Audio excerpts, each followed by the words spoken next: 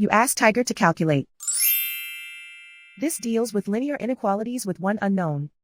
The final result is x smaller than 3. Let's solve it step by step.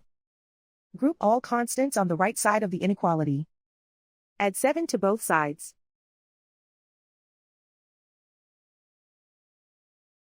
Simplify the arithmetic.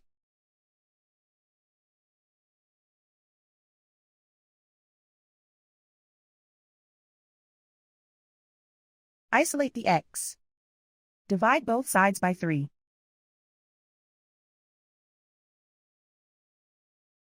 Simplify the fraction.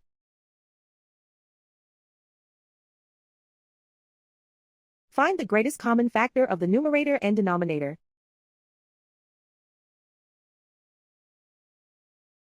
Factor out and cancel the greatest common factor.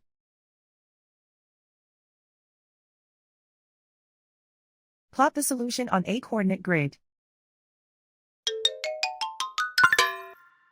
And so the final result is x smaller than 3.